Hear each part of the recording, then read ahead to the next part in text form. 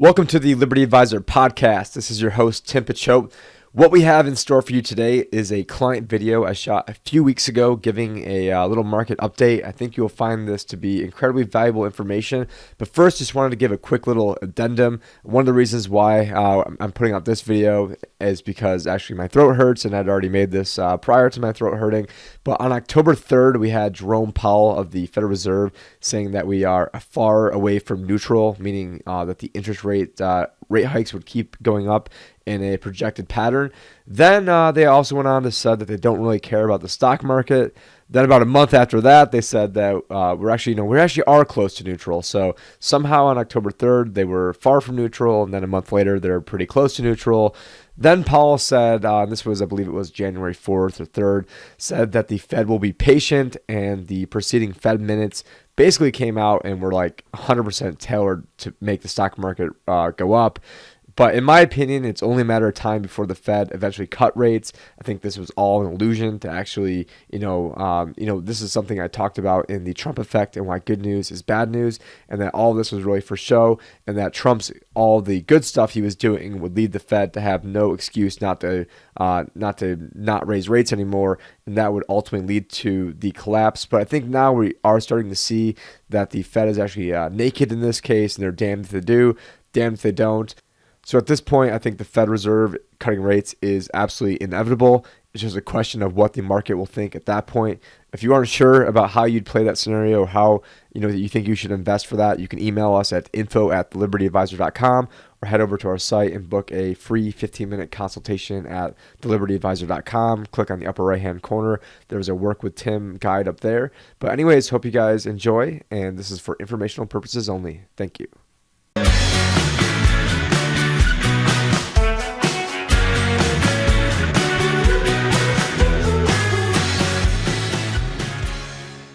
Welcome, everyone, and thank you for taking your time to attend today's webinar. And actually, right now, it looks like nobody is attending, so that's sort of a lie.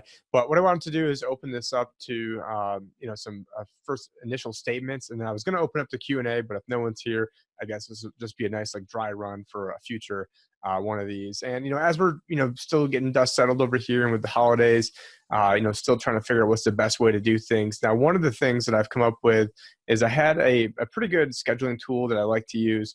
But I think I found one that is a lot better. So I'm trying to get to that right now. So I've named it thelibertyadvisor.com/client meeting.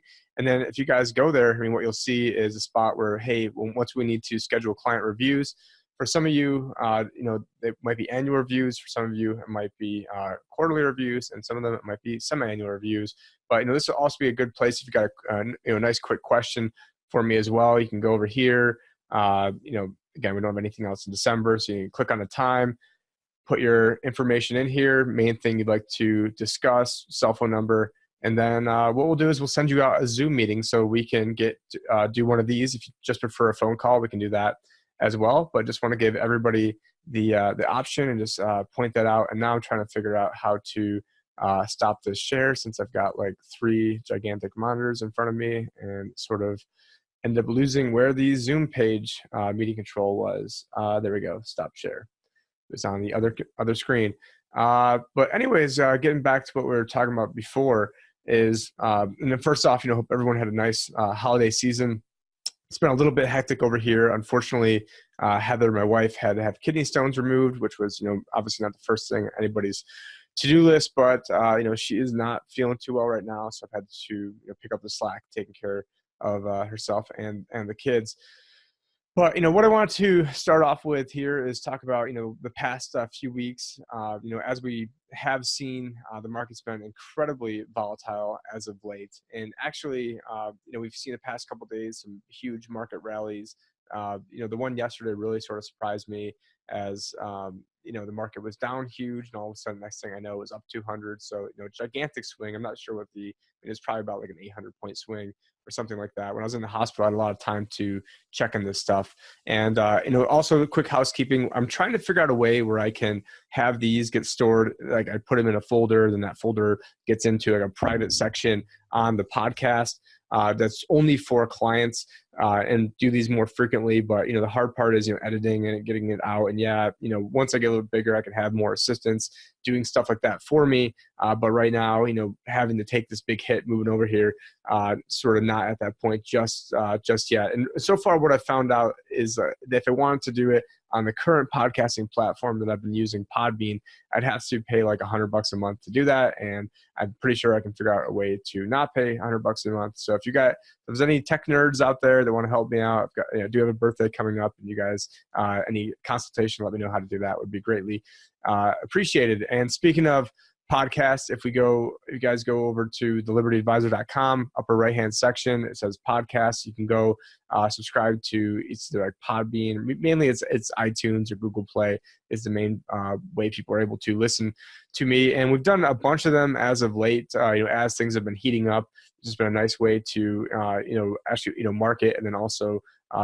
reach you guys as well. But a lot of you, I'm sure that all you want to hear is that you're okay, you're doing okay, and you don't need to know necessarily all the details. And other people would probably say, hey, I would listen to something every day that you put out, even though I'm not sure if that's the case because no one is listening today, although it is super last second and right before the new year. So I'm sure there's a lot of stuff going on. But as we're getting to the past few days, and we had these monster rebounds, one thing that I do want to point out is that I'm just trying to get the screen over here. One thing I want to point out is that a lot of this is predicated on actually it's basically you have the pension funds that when the stocks lost a lot more relative to the bonds, which is something that I was thinking that was going to happen closer to like 2 years ago, but it's happening now. So I guess better late than never when it comes to what's going on, and how I had a lot of you positioned the past few years is, right now, since the stocks have lost more relative to the bonds, what has been happening is it's the year end, and the pension funds and a lot of the different investments, they have a certain parameter where they have to maybe have 40% of their assets in bonds. Maybe now they have 50 or 60% of their assets in bonds, meaning they've got to sell off some of their bonds, buy more stocks. And so what we saw was there was over a $64 billion bid order that was coming in to buy the pension funds the other day. So here we are, why are stocks soaring? $64 million buy order. And that's just, a massive tailwind that's hard to really, it's hard to really get around that. But, at the end of the day, the headwinds that are here in the market are absolutely numerous. Another thing that's important to point out is that many of the largest daily changes, positive changes, have actually been during bear markets. And the Fed never knows when a bear market's coming. By the time there is an official bear market, it's already, or recession rather, it's already too late, and we're already, people are already down, 20, 30% by the time, these jerks in power actually, realize what's going on. We go back to, October 2008, actually 2 of the days, 2 out of the top, number 2 and 3. So prior to 2 days ago, this was, and as a percentage, it was a way bigger move. But we're talking 11% up, 10% up, almost 11. So you had almost 2 11% days in a row in October. And as we all know, things didn't bottom out. I believe it was like April 2nd or maybe March 2nd, one of those, where things, I believe the S&P bottomed out at 666. So amazing how they, managed to slip in a 666 in there. And then on the Dow, I believe it was right around 6,600. So I don't know, powers that be must really like, stringing together a whole bunch of sixes. And so here we go. I mean, it's, and just keeping moving down on the list, you've got, a lot of them were 2018 biggest moves on a point basis, or 2008. So, I mean, is that saying that we're in a bubble now? I mean, that we were in a bubble? I mean, you've also got 2000, the year 2000, you've got the year 2009 in here. So all these different, periods where we were in recessions have also correlated with some of the biggest up days ever. And they've been sort of, sucker rallies. And we had the president also mentioning that it was a good time to buy stocks. We had, the $64 billion buy order. So I wouldn't really read too much into this because we do have a lot of headwinds. And I meant to actually get to the headwinds, and for some reason, didn't show that. So let me go and share the screen again. And so over here, we've got, trying to enlarge this. The biggest headwind we've got going on are the central banks. Previously, there were a lot of money printing going on until basically call it 2015. And then what happened is that when the Fed's program was going to end, then all the other banks decided, hey, we're going to introduce even more stimulus and steroids into everything. And that really messed up, my prognosis, or basically delayed everything. And to the point now where there's actually selling $50 billion a month in bonds, and that's just the Fed. And, that's a massive, and then this is also leveraged as well. So, I mean, you're talking that, the 50 billion could really be 500 billion that liquidity is being taken out of the market. And that is just really, I think, way too much for anyone to overcome that. I mean, you take a look at this chart right here. I mean, it's very, very telling, what's going on now. So if all this was designed to lift asset prices, I mean, I think doing the opposite should have the opposite effect.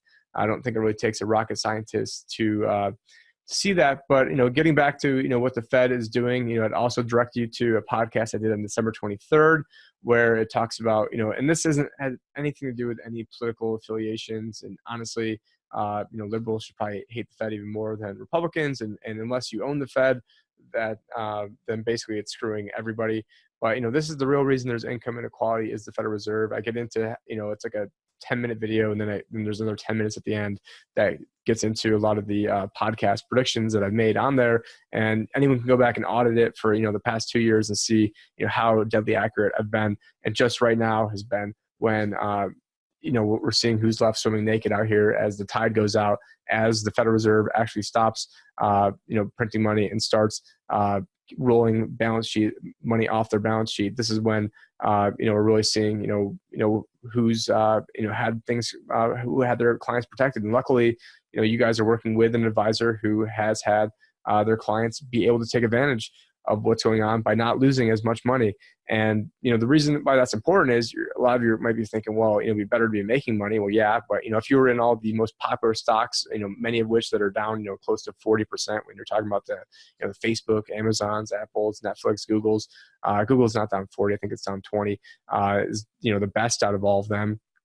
And, but the problem is if we had all this insurance on the entire time, we would have lost money up until now, because those positions would have closed out unprofitable. And now things are going down. The best thing that could happen is everything's down 50, 60, 70%. And some of you are down maybe 10, some of you are down maybe 4, depending on when we got into the option strategy, depending on how much money you have, depending on, the reason I say how much money you have is, you can't really do these option strategies for less than, $30,000 portfolio. So it's not like I'm discriminating and managing people's money better that have more with me, or anything like that. But, this is not a time for me to go take a victory lap or, tell you guys, how smart I am or any of that. But ultimately, it doesn't really matter what the score is at the end of an 8th inning. It only matters what the score is at the end of the game. And I think a lot of people were taking victory laps, before the Fed had actually, gotten to the point where they'd gotten us off the drugs. And, I want to see, what we can do when we are off the drugs, not take a victory lap that, we're only now taking, not as much drugs as we were before. Kind of shifting gears a little bit right now, with Donald Trump taking credit for everything that was going on with the economy. I think he's really setting himself up to be that perfect fall guy where the Fed can sort of like absolve their liability for everything that's going on, for really, causing this bubble. And unfortunately, the president was making comments where he'd rather, them keep the bubble going. And, obviously, he's in a rock and a hard place right now where, if he were to actually say what needed to be said when he came into office, that would have tanked everything. He would have gotten the blame, or he tried to work within the system to buy us some more time. But all it is buying us more time. It's not actually fixing a system. So you can't fix a debt-based system by adding more debt. And I think that, somehow, it seems like a very basic concept, but, I guess, to all the Keynesians in Washington, that's not a very basic concept for them. So I don't think they're really keen to keep this bubble going right now for Donald Trump. They've really sort of jumped the shark, because even now, I think, people 2 months ago who were criticizing the president for him criticizing the Fed, now even they're admitting like, hey, this seems kind of crazy what the Fed is doing. And so, maybe he can get out in front of this enough by blaming them, which he's been doing. But I think he made a big, big tactical error by actually trying to take credit for this, because now he's going to take credit for when it pops. And if you get into, and this, I'm not going off notes with this part right now, but if you get into, Andrew Jackson,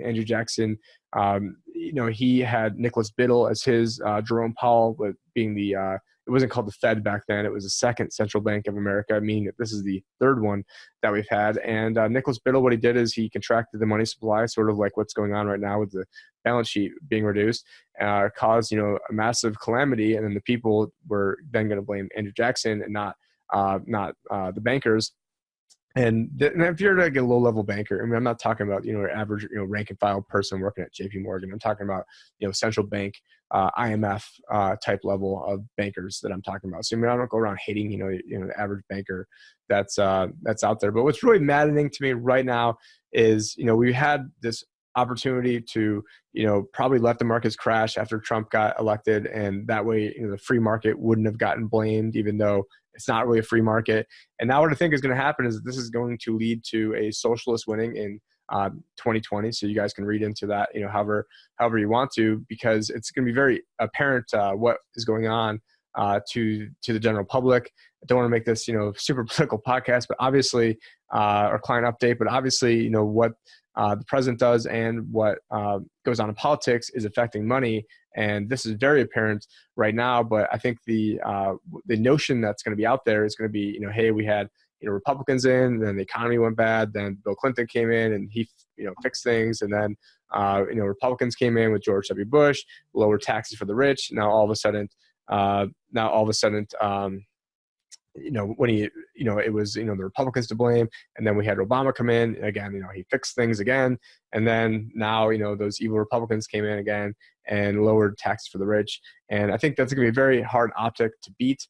You know, especially that's what the media is going to be, you know, I'm not trying to give many ideas, but, you know, you can see this coming, you know, a mile away. And so for some of you, this might actually be very good news of, hey, now Trump's going to be out of there. So, you know, and for some of you, you know, and so I'm probably pissing people off from, you know, every end of the spectrum right now. I'm probably making the Republicans mad, you know, talking about like this about Trump. I'm probably making the Democrats mad by, you know, bringing, you know, Trump up. And then I'm probably also, you know, making libertarians mad, you know, because, you know, libertarians like myself are probably the hardest people to please because there's even different ideologies and sects within that. But, you know, what we're doing with the Fed right now, it's sort of like, you know, a alcoholic trying to get off alcohol, or drug addict trying to get off drugs. You know, they need more and more and more to get that fix. And now we actually are basically going, you know, cold turkey, and this patient is dying. I mean, we even had Richard Fisher at the Fed who, you know, when he left the Fed, the Dallas Fed a few years ago, said, you know, we stimulated the markets using heroin and cocaine, and now we're using Ritalin. We're not even using Ritalin. So, and this was the former Fed governor saying this, not Tim Picciott, even though it's something that I have said in the past. And when it comes to headwinds, you know, a lot of you know I'm a big avid cyclist, and there's this one app that's out there called Strava, where what you do is, you know, you can see who's had the fastest time on a certain segment. One of them, a few miles from my house, I've got a couple coveted segments, not very much. I don't usually go out there to get these, and got a lot of, you know, fast people around town. But if I want to get one of these, I mean, you've got to, you know, have everything right. You've got to have the wind going in your direction. You've got to be feeling good. But, you know, if you've got a 20 mile an hour tailwind, you know, I don't care unless you're, you know, maybe, you know, Lance Armstrong or, you know, one of these few other very, very, very select people. You know, there's no amount of, you know, effort that you're going to be able to put in that's going to be able to, you know, if you've got 20 mile an hour wind coming at your face versus a 20 mile an hour wind, you know, from your behind that's, you know, helping you move along, it's a very hard thing to counteract. So, you know, I don't care, you know, if, you know, Jesus is elected president right now, it would be basically impossible to do something over the long term to actually get our way out of this current situation. And, you know, it is Christmas time, and it's important to note that he did, being Jesus, did go in and whip the money changer. So, you know, whenever anyone asks, you know, what would Jesus do? Just remember going into a temple and flipping over, you know, over desks is not outside of the realm of possibilities.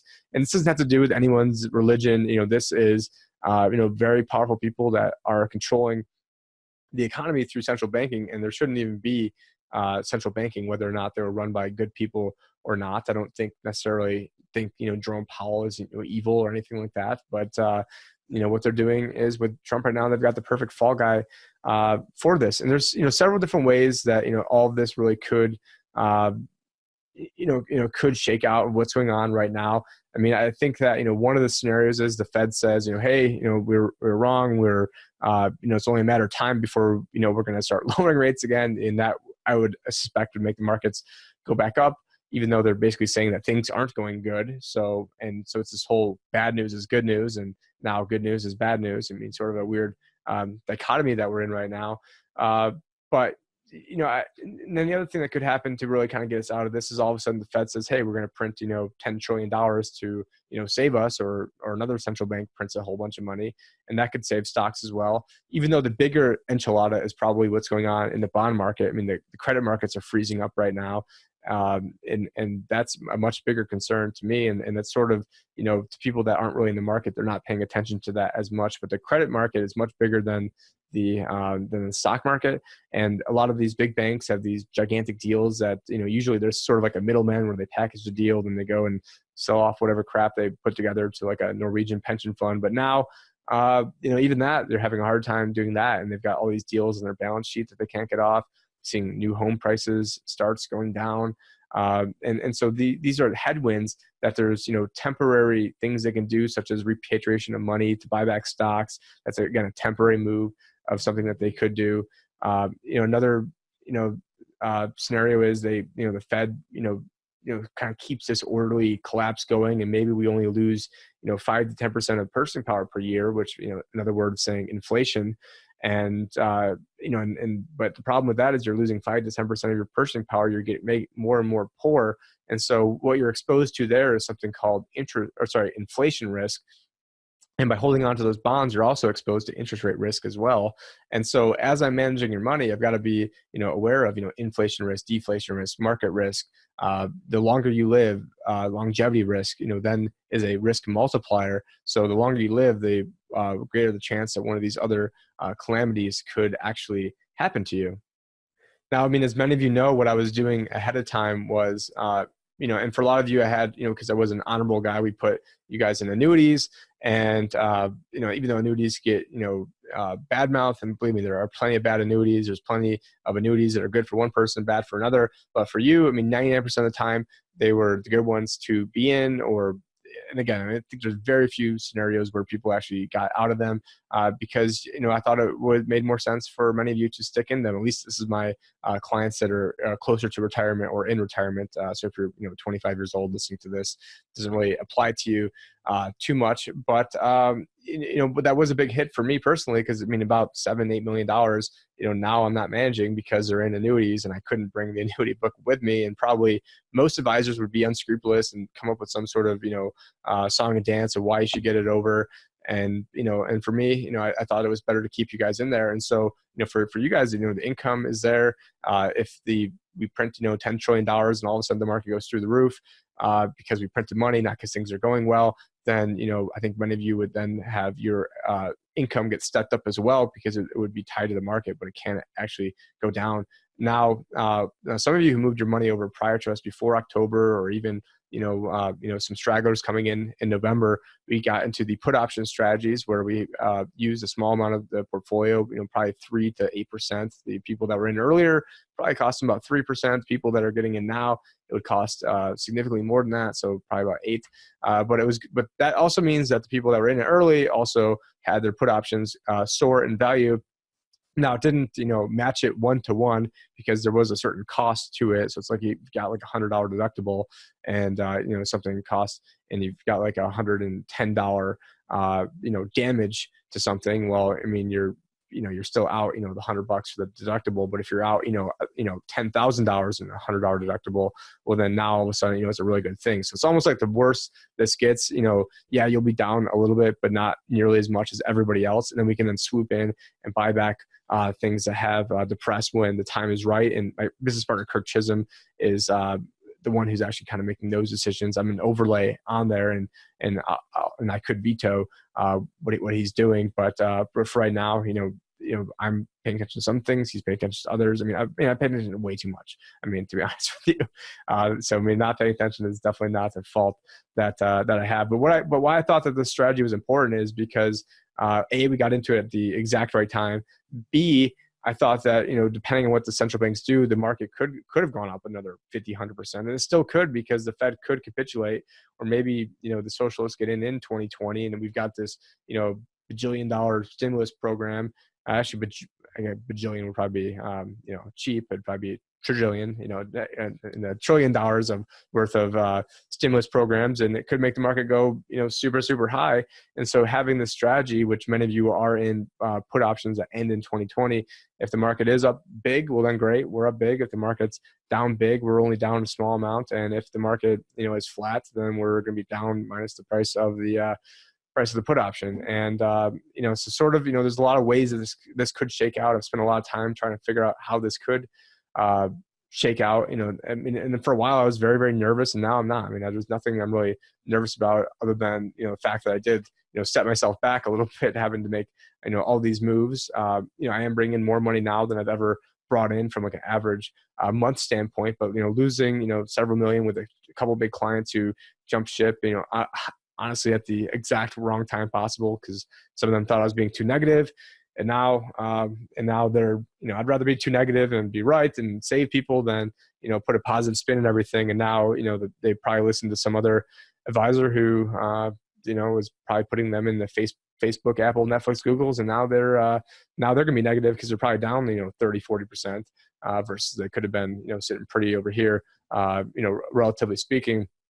But, I do appreciate everyone that is watching this, but, it was a big hit for me. So, what I'd implore you guys to do, if you can go back and watch, some of the different podcasts, especially episode 36, if you want to send it to a friend or an intro. And I know that I'm not for everybody, but, everybody, and I'm certainly knows, at least probably 2 or 3 people in their life that, I'd probably be a good fit for, ideally that they would have money for me to invest, ideally if they're close to retirement, especially if they're in the Bitcoin. There's, I'm pretty much like a unicorn in that space for what we're trying to do.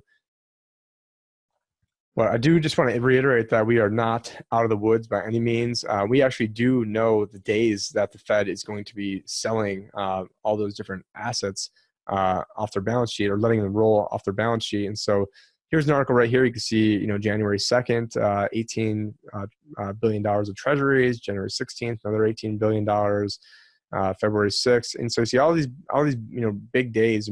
February 20th, you've got $30 billion rolling off the balance sheet. That should be a lot of fireworks going on there. Again, I can't really make predictions on this, but, that's a massive, massive headwind to try and overcome. And yeah, there could be some sort of, Hail Mary play, but it's sort of like, I can't tell you anything about, any football teams or any basketball teams. A little bit about Syracuse basketball, not even so much, these days.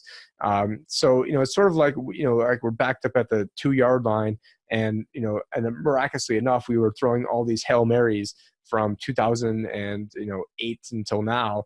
And, eventually it's going to be, fine until these Hail Marys start getting picked off. And also, I think they call it pick six, where you intercept the ball and you run it back and score a touchdown. And so pretty soon there's going to be some pick sixes going on. And I would say pretty soon, I think these are already starting to happen. And, mathematically, there's no way the Fed can save the bond market, the stock market, and the dollar. This is something that I've been talking about for quite some time. And if I actually, what I want to do now is spend, a little bit of time. Actually, no, I'll finish up here. The Federal Reserve also now has a negative net worth, because what happened is the value of their bonds and their balance sheet, when the interest rates went up, they decreased in value, meaning that they would now have a negative net worth. This was a question that I posed personally. Well, I didn't pose it personally. I posed it to my congressman, who then posed it to Janet Yellen.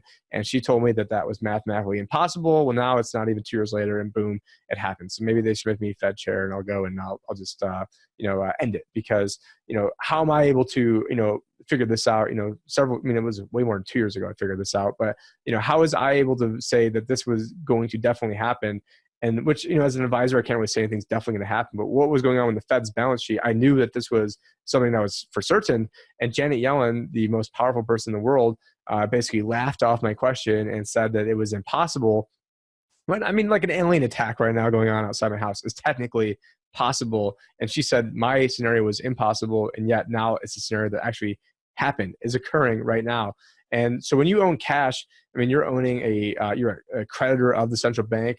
Cash is a liability of these banks. And so right now, if you hold cash, you've got a liability of a bankrupt central bank, which is not, the best way to play it. So, cash is good in these time periods if you then have the willingness to then make it work for you when everybody is super, super stressed out and nobody wants anything to do with stocks. I mean, I remember like the Time magazine article where it was somebody holding on to, a string in, March 2009. And usually it's when they roll out those articles, it's the best time to invest. And when they roll out the everything can never be better in the history of the world, then that's, the time to usually, trim things up. With our strategy, it sort of takes the best of both worlds because I don't have a crystal ball. I don't know what the Fed's going to do. The Fed doesn't know what they're going to do.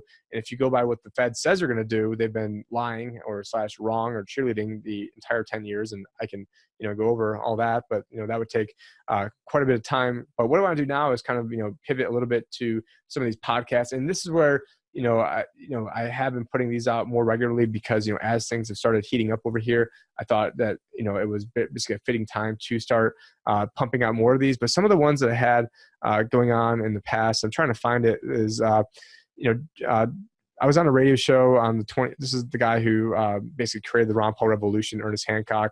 Very energetic host. I'm sure some of you won't agree with some of the stuff he says. But anyways, on the 25th of January, which was, 2 weeks before the volatility index blew up, people were betting. Wall Street's safest bet at the time, or sure thing bet, was to, we're going to bet that that this record-breaking period of lull will continue. And I said on record, this is the worst thing anyone could possibly do. 2 weeks later, some people lost all their money. So there's a lot of other good stuff in that episode as well. If you skip like the first 20 minutes where it was more politics. Then I gave a talk gave an interview at Anarchapulco with Ian Freeman. He was the first radio show host in America to ever interview the Bitcoin guys. And actually the last person I just mentioned, Ernest Hancock, was the second guy to interview all the Bitcoin guys. So it's, you guys see some of the connections I have here. And in there, I said, I'm starting this podcast and I'm basically making these moves to document the ongoing financial collapse is the phrase I used in there. And then I mentioned how the Fed cannot save the bond market, the stock market, and the and the dollar. So the stock market, bond market, and the dollar. They can't save all three. They've got to pick one. And right now, I mean, if they want to save the stock market, well, then they've got to print all this money and lower the rates down, and that could then destroy the bond. So that could then destroy the dollar. And then convert. I mean, it's just an absolute mess. And over here I gave a market update to you guys. Government odds of financial success is 0. We've got moving forward one on with a business partner on Ernie's show on its self-directed IRAs. I mean, we got everything will be fine till the day it's not. I mean, a lot of these. I mean, you don't. And then I also found this was supposed to be an addendum, the perfect financial storm. It has to do with central banks, what they're doing. And what I didn't realize is that I never posted the real one. So I did find that the other day where it was dealing with market valuations on May 17th. So I need to post that one. That was meant to, or maybe it just went out to you guys, but didn't go on to the main one. This one was in August. Wall Street celebrates the longest bull market rally ever, but is it? And potential black swan that could derail the rally. I mean, the name says everything in there, and everything that we talked about, basically came to fruition just as Q. Episode 36, that one was 10 weeks ago. Put it out to you guys. I released it 2 weeks later. Just like this video right now, it's going to be released later on as a podcast. This one was, right before the market. It was actually one day before the market started going down. So I guess I made some fake news on that one.